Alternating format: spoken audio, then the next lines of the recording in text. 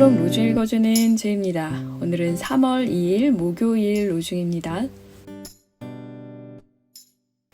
주님께서 야곱에게 말씀하신다. 보라, 내가 너와 함께 있으며 내가 어디를 가든 너를 지키고 너를 다시 이 땅으로 데려올 것이다. 창세기 28장 15절. 너희를 부르신 이는 신실하시니 이것도 행하실 것이다. 데살로니가전서 5장 24절. 행복한 하루 되세요. 샬롬 하올람. 초대교회의 첫 번째 위기가 찾아왔습니다. 1세대의 사도들이 늙어가고 있는데 예수님이 다시 안 오는 거예요. 예수님이 분명히 내가 속히 오리라, 내가 다시 오리라 말씀하셨거든요. 근데 사도들이 늙어가고 하나둘 죽어가는데 예수님의 재림이 이루어지지 않는 이 상황, 교회는 굉장히 혼란스러워졌습니다. 첫 번째 신약 성경은 바로 오늘 우리가 읽은 가르침의 본문인 데살로니가 전서예요. 그러니까 한 AD 50년 전후에 쓰여진 책인데 예수님이 한 30년 어간에 이제 이 세상을 떠나셨다라고 한다면 한 20년쯤 뒤에 쓰여진 책인 겁니다. 그러니까 20년이면 아직 그 세대가 다 살아있을 때인 거죠. 그러니까 바울도 그 세대 사람이고, 그러니까 왜 다시 온다 그래놓고 안 오냐, 이 질문에 대해 바울은 뭔가 응답을 해야만 했습니다.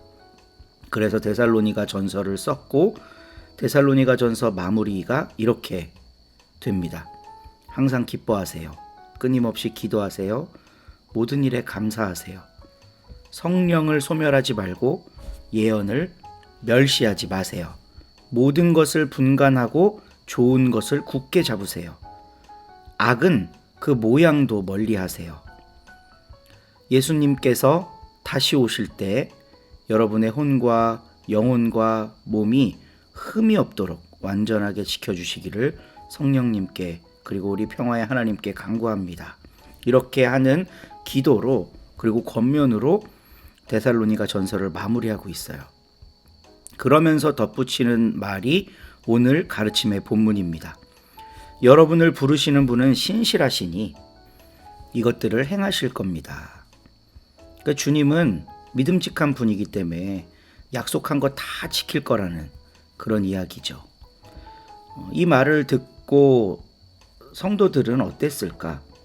에이씨, 언제 온다는 거야? 이렇게 생각했을까? 그렇지 않습니다. 바울은 언제 온다 그 자체에 초점을 맞춘 게 아니라 주님은 신실하시기 때문에 우리도 주님에 대해 신실해야 됨을 강조하고 있습니다. 그 삶이 기뻐하는 삶, 기도하는 삶, 감사하는 삶, 성령과 예언을 존중하는 삶, 악을 멀리하는 삶, 하나님께 거룩하게 살 수 있도록 간구하며 살아가는 삶, 이런 거라고 지금 데살로니가 전서가 이야기를 하고 있는 거예요. 그러니까 결국 오늘날도 똑같은 질문이에요. 도대체 주님이 언제 오십니까? 우리는 언제 오신다고 그 누구도 이야기할 수가 없습니다. 그러나 분명히 이야기할 수 있는 게 있습니다. 주님은 신실하시고 우리는 이 땅에서 살아야 할 몫이 있다고요.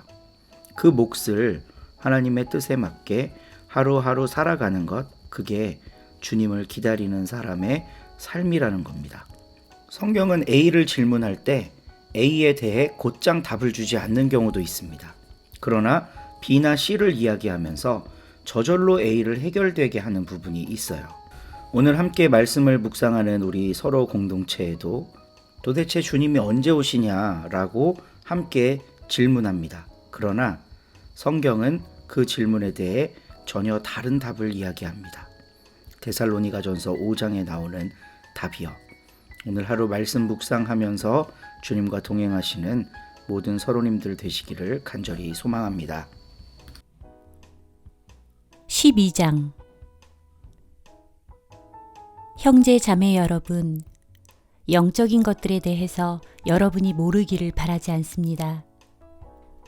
아시다시피 여러분이 다른 민족 사람이었을 때 여러분은 말 못하는 우상들한테로 그들이 이끄는 대로 끌려다녔습니다. 그래서 내가 여러분에게 알려드립니다. 하나님의 영을 힘입어 말하는 사람은 아무도 예수는 저주받았다 하고 말하지 않습니다. 또 성령님을 힘입지 않고서는 아무도 예수님은 주님이시다 하고 말할 수 없습니다. 은혜의 선물은 여러 가지이지만 주시는 분은 같은 성령님이십니다. 섬김의 임무는 여러 가지이지만 섬김을 받으시는 분은 같은 주님이십니다. 일의 종류는 여러 가지이지만 모든 일을 모든 사람 가운데서 일어나게 하시는 분은 같은 하나님이십니다. 저마다에게 성령님을 나타내 주시는 것은 공동의 이로움을 위해서입니다. 어떤 사람에게는 성령님을 통하여 지혜의 말씀을 주시며 다른 어떤 사람에게는 같은 성령님을 따라서 지식의 말씀을 주십니다. 다른 어떤 사람에게는 같은 성령님 안에서 믿음을 주시며 다른 어떤 사람에게는 한 성령님 안에서 병 고치는 은혜의 선물을 주십니다. 다른 어떤 사람에게는 기적을 행하는 능력을 주시며 다른 어떤 사람에게는 예언을 주십니다. 다른 어떤 사람에게는 영들을 분별하도록 해주십니다.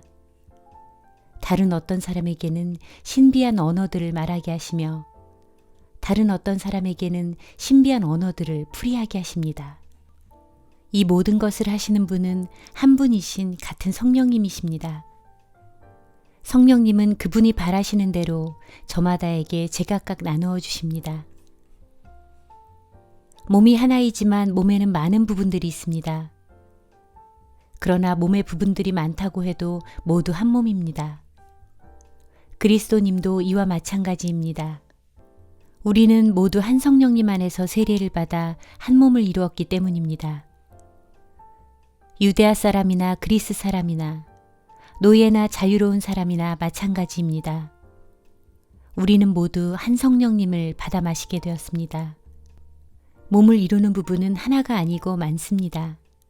발이 말하기를 나는 손이 아니니까 몸에 속하지 않아 라고 한다고 해서 그 때문에 발이 몸에 속하지 않는 것이 아니지 않습니까? 귀가 말하기를 나는 눈이 아니니까 몸에 속하지 않아 라고 한다고 해서 그 때문에 귀가 몸에 속하지 않는 것이 아니지 않습니까? 몸 전체가 눈이면 듣는 것은 어디에서 합니까? 몸 전체가 듣는다면 냄새 맡는 것은 어디에서 합니까? 그러나 이제 하나님이 몸의 여러 부분을 두셨습니다. 그것들 하나하나를 하나님이 바라시는 대로 몸에 두셨습니다. 모든 것이 한 가지 부분으로 되어 있다면 몸은 어디에 있겠습니까? 그러나 이제 몸의 부분들이 많이 있지만 그것들은 한 몸을 이룹니다. 눈이 손에게 말하기를 난 내가 필요 없어 라고 할 수 없습니다. 머리도 두 발에게 말하기를 난 너희가 필요 없어 라고 할 수 없습니다. 오히려 몸에서 더 약해 보이는 부분들이 더더욱 꼭 있어야 합니다. 우리 생각에 몸에서 덜 훌륭해 보이는 것들, 이것들을 우리가 더 넘치는 영광으로 둘러서 감싸줍니다. 우리 몸의 볼품없는 부분들이 더 넘치도록 품격 있게 꾸며집니다. 우리 몸의 보기 좋은 부분들은 그렇게 할 필요가 없습니다. 그러나 하나님은 조화롭게 몸을 만드셨는데 모자라는 부분에 더 넘치는 영광을 주셨습니다. 그리하여 몸에 분열이 생기지 않게 하셨으며 여러 부분들이 똑같이 서로를 위해 보살피게 하셨습니다. 그래서 몸의 한 부분이 고통을 겪으면 모든 부분이 함께 고통을 겪습니다. 한 부분이 영광을 받으면 모든 부분이 함께 기뻐합니다. 여러분은 그리스도님의 몸이며 한 분 한 분은 그 몸의 여러 부분입니다. 하나님이 교회의 일꾼들을 세우셨는데 첫째는 사도들이요, 둘째는 예언자들이요, 셋째는 교사들입니다. 다음으로는 기적을 행하는 사람들이요, 다음으로는 병 고치는 은혜의 선물을 받은 사람들, 돕는 사람들, 행정 맡은 사람들, 신비한 언어들을 말하는 사람들입니다. 모두가 사도들은 아니지 않습니까? 모두가 예언자들은 아니지 않습니까? 모두가 교사들은 아니지 않습니까? 모두가 기적을 행하는 사람들은 아니지 않습니까? 모두가 병 고치는 은혜의 선물을 가질 수는 없지 않습니까? 모두가 신비한 언어들로 말할 수는 없지 않습니까? 모두가 신비한 언어를 통역하여 풀이해 줄 수는 없지 않습니까? 여러분은 더 큰 은혜의 선물들을 간절히 바라십시오. 이제 더할 나위 없이 좋은 길을 여러분에게 보여드리겠습니다. 아멘.